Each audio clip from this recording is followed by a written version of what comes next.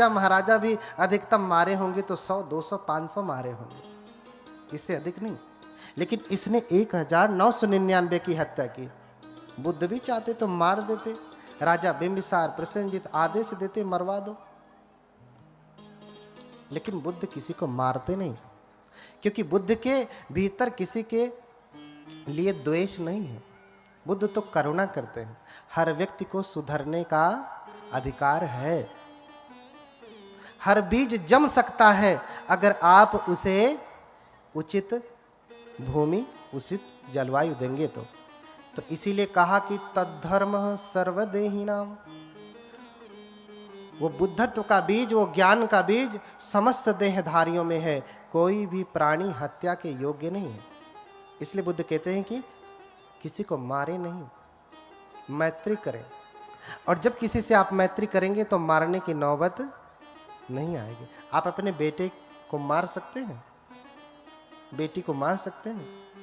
नहीं, क्योंकि इतनी मैत्री, इतना प्रेम, इतनी करुणा भरी है उसके प्रति, चाहे कितनी विषम परिस्थिति आ जाए आप मारने वाले नहीं हैं।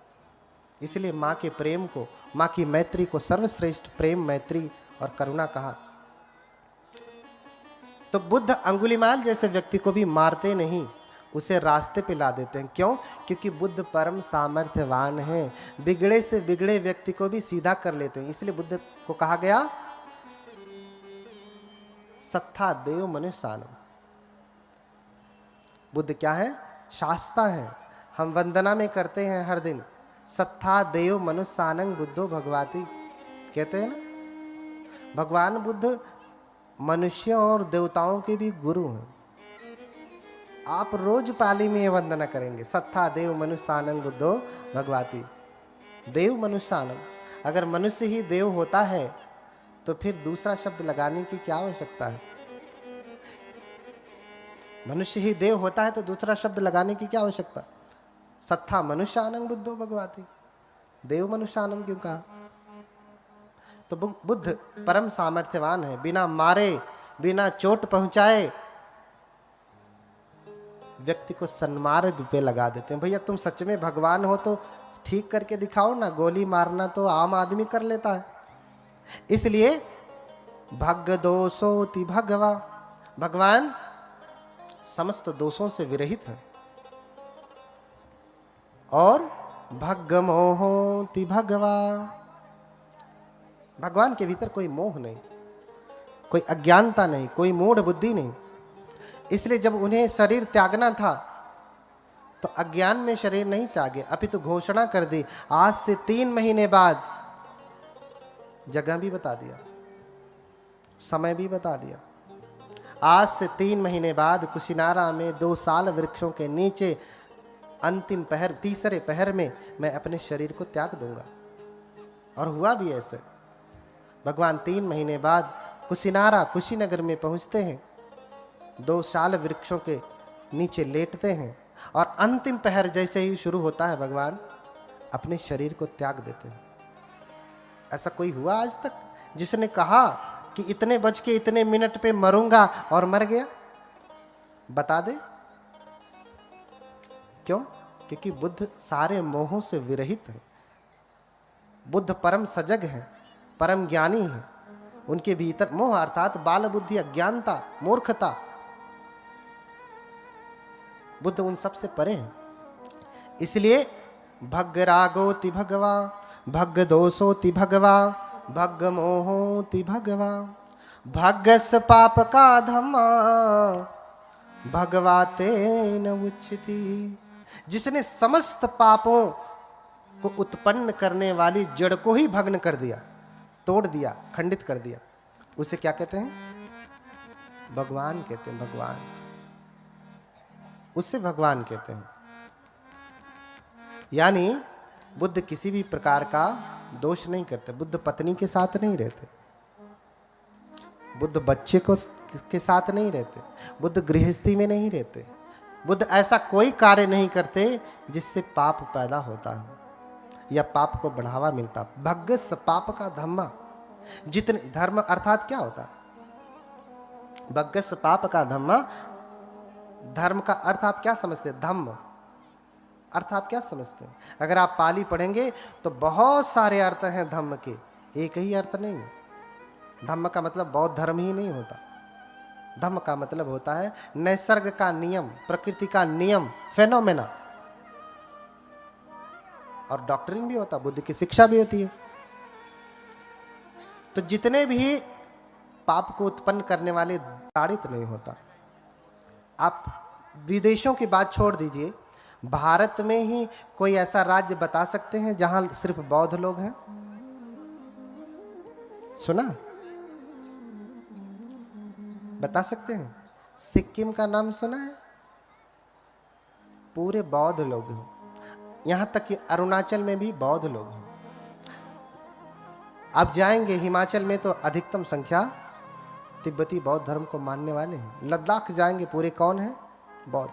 कभी आपने सुना वहां पे ऐसा होता? अपवाद तो हर जगह है, लेकिन आपने सुना कि वहां किसी के साथ दुर्व्यवहार हो रहा? जैसे आज आपके प्रदेश में खड़े खड़े बहन बेटियों की इज्जत नहीं रह जाती, ऐसा आपने सुना कभी किसी न्यूज़पेपर में? सुना होगा तो वर्ष में एक आध बार। कितनी बार? वर्ष में एक आध बार। क्योंकि बुद्ध का ही वचन है, यो हवे रखति धम्मं धम्मं रखति सो परे। क्या कहा? जो धर्म का पालन करता, रखति माने रक्षा करना। क्या करना? रक्षा करना। तो धर्म की रक्षा कैसे होगी? उसका पालन करने से होगी। आपने गाड़ी ले लिया और लाके खड़ी कर देंगे तो गाड़ी सुरक्षित बची रहेगी? कभी चालू मत करिए, कभी कुछ मत करिए, चलाइए मत। आपकी ये भौतिक गाड़ी भी अगर आप 1 वर्ष तक ला करके खड़ी कर देंगे तो वो चलेगी नहीं। तो रक्षण कैसे होता है? उसका पालन करने से। तो यो हवे रखति धम्मं धम्मं रखति सो परे। जो धर्म की रक्षा करता है, धर्म भी उसकी रक्षा करता है। इसका ज्वलंत उदाहरण आप अपने देश में ही देख सकते हैं। बाकी बौद्ध देशों में जाने की तो जरूरत ही नहीं है। बौद्ध देशों में जाने की जरूरत नहीं है। इतना सामर्थ्य है भगवान बुद्ध के धम्म में, भगवान बुद्ध की शिक्षा में, भगवान बुद्ध के ज्ञान में।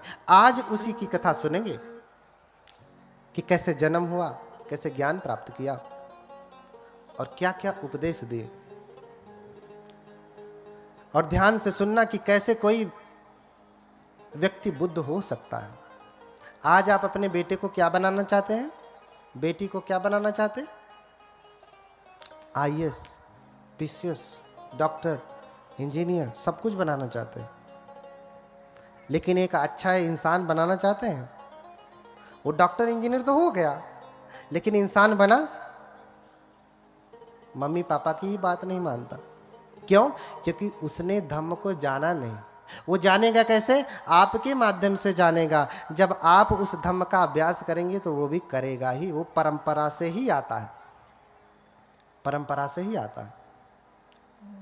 हर कोई डॉक्टर, इंजीनियर, प्रोफेसर बनाना चाहता है, अपने कोई बेटे को बुद्ध नहीं बनाना चाहता। इतना आसान नहीं है,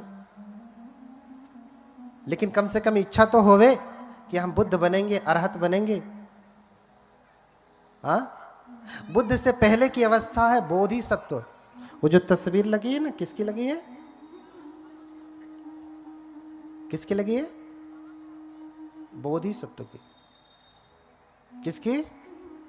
बोधिसत्व की तस्वीर लगी है। बोधिसत्व होने वाले बुद्ध होते हैं।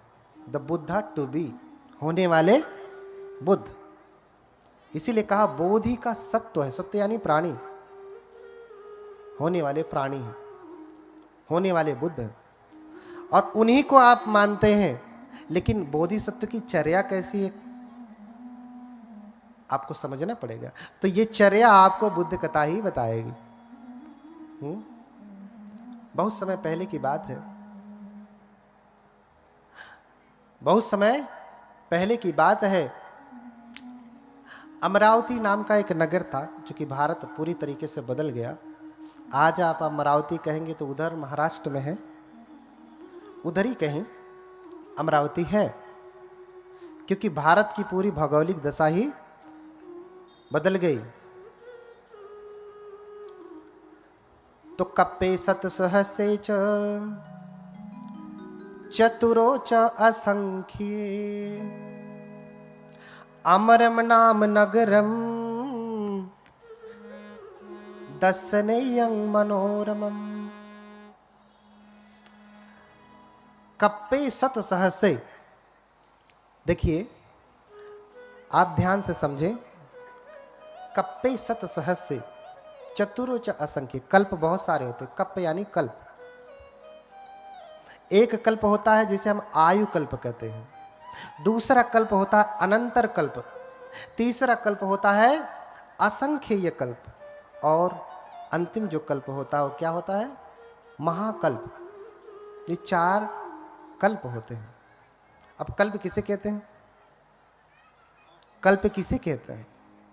कल्प समय को नापने का एक पैमाना है। जैसे हम समय को कैसे नापते हैं? 1 सेकंड, 2 सेकंड, 1 मिनट, 2 मिनट, 1 घंटे, 2 घंटे, 1 महीने, 2 महीने, हाँ 1 वर्ष, 2 वर्ष, ऐसे नापते हैं ना। लेकिन कुछ समय इतना लंबा होता है कि इसे महीने, 2 महीने, वर्षों में भी नापा नहीं जा सकता, इतना लंबा होता है। तो इसे नापने के लिए कल्प कहा, उसे नापने के लिए कल्प दिया। और कितना कल्प? कप्पे सत सहसे, 100,000 कल्प, चतुरो च असंख्ये, और 4 असंख्य कल्प, 100,000 आयु कल्प और 4 असंख्य कल्प। मैंने 4 प्रकार के कल्प बताए, उसमें तीसरे नंबर का कल्प है असंख्य कल्प। एथंतरे यं चरितं सभ्यते बोधिपाचनं। एक कल्प समझिए, आयु कल्प कितना होता है? आयु कल्प आप समझते हैं 100 साल का होता है, 100 से अधिक होगा, उसे हम आयु कल्प कहते हैं। लेकिन बुद्ध जिस कल्प की बात कर रहे हैं, जिन कल्पों में होते हैं, वो कल्प बड़ा लंबा होता है।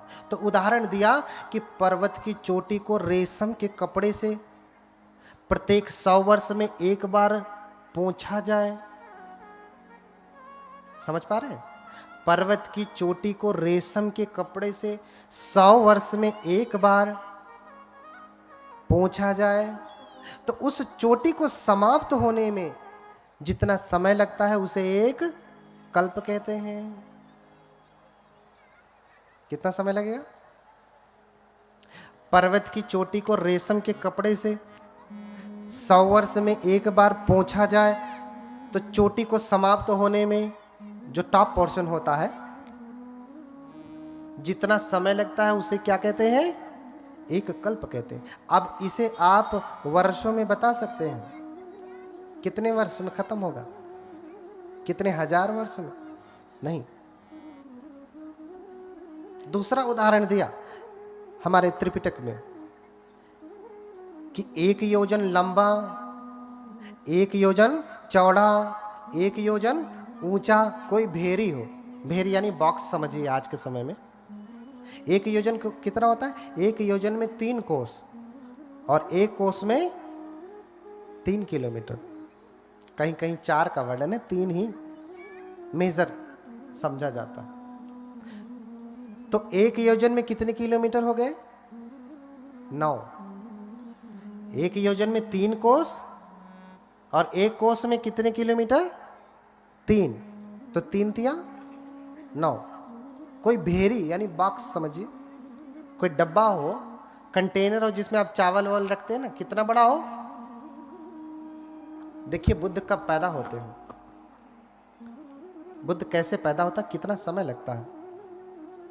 अभी समय बता रहा हूं कितने समय में पैदा होते हैं, कैसे पैदा होते हैं।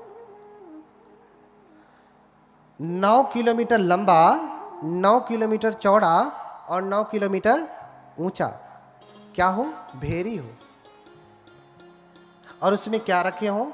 सरसों के दाने रखे हो। प्रत्येक 100 वर्ष में एक सरसों का दाना निकाला जाए तो दाना समाप्त होने में जितना समय लगता है उसको क्या कहते हैं?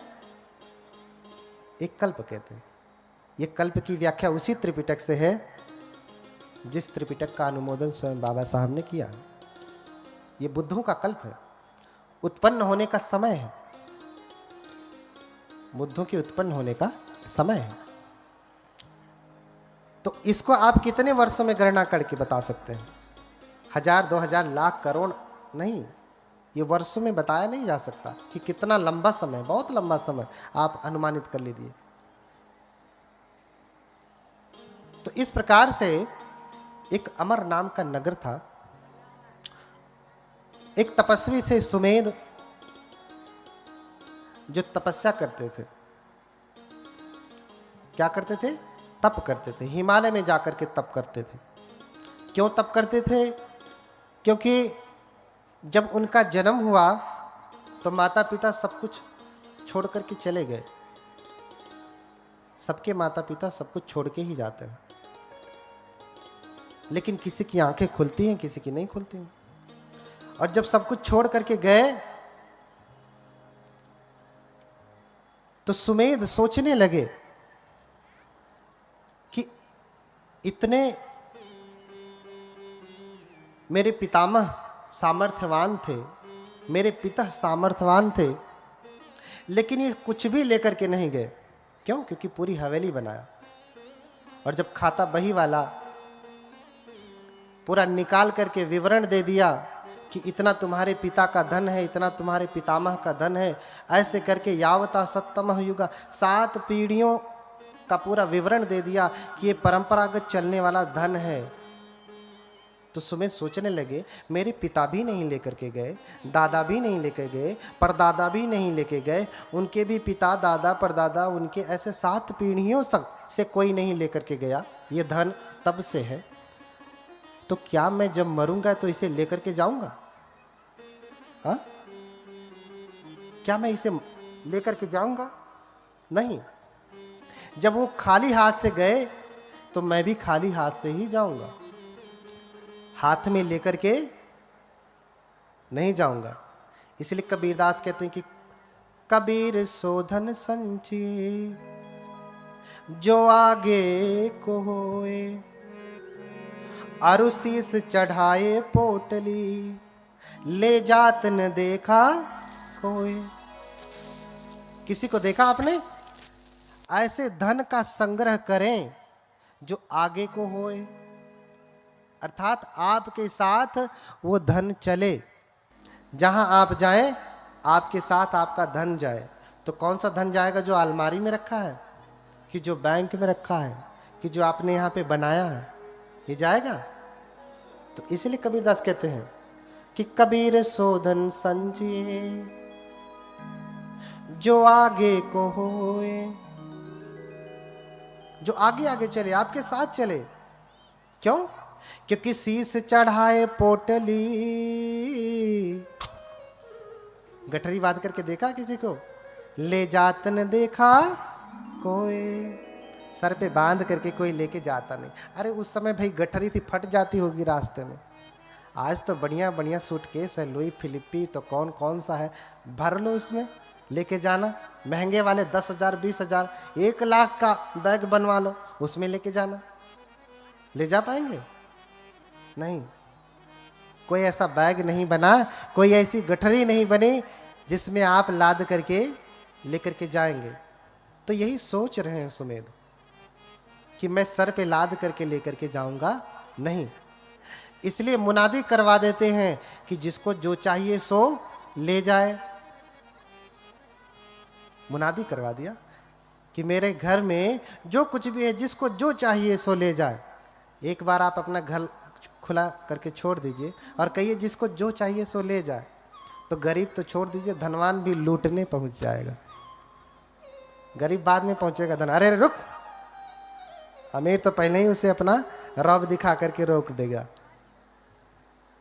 हाँ, तो एक एक करके सारे, जिसे धन मिला सो धन ले गया, जिसे आसन मिला आसन ले गया, जिसे चारपाई मिली चारपाई ले गया, बेड ले गया, बिस्तरा ले गया, कंबल ले गया।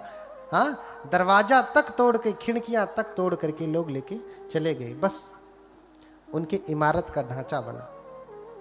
देख करके सुमेध हंसते हैं कि ये कितने ज्ञानी लोग हैं, इन्हें लगता है मैं लुटा रहा हूं तो मैं खो रहा हूं, और ये लेके जाएंगे तो ये बचा लेंगे। हाँ, ये बचा लेंगे। इसलिए सब कुछ छोड़ दिया और ऋषि का वेश धारण कर लिया, सन्यासी का, प्रवज्जित का रूप धारण कर लिया। बुद्ध को भी ऋषि कहा गया। क्या कहा गया? धम्मं देसेसि महेशिनो।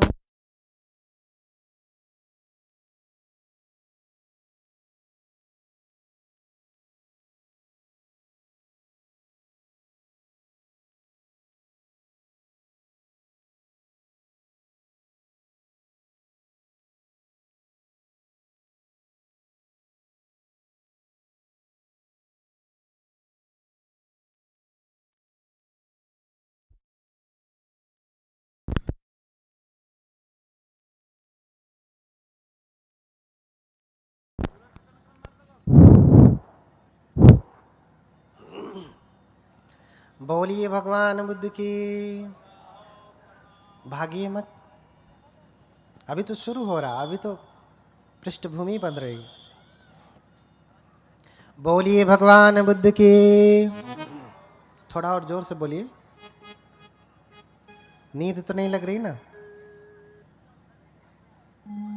बोलिए भगवान बुद्ध की। और जोर से बोलिए भगवान बुद्ध की। अब भाग जाएगी नींद।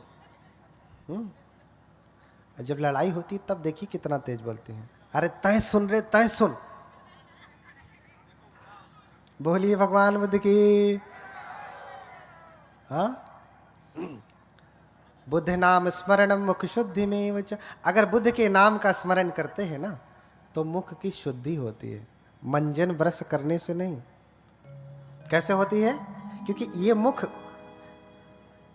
कितनी गंदगी फैलाता है। जब भी बोलेगा क्या बोलेगा? झूठ बोलेगा, चुगली करेगा, बकवास करेगा, कटु वचन बोलेगा, निंदा करेगा, प्रशंसा करेगा। हाँ, तो इससे कितनी अशुद्धि फैलती। लेकिन बुद्ध जब आप कह रहे हैं तो मुख आपका पावन हो रहा है, क्योंकि बुद्ध का अर्थ है ज्ञान, सम्यक ज्ञान। और जब आप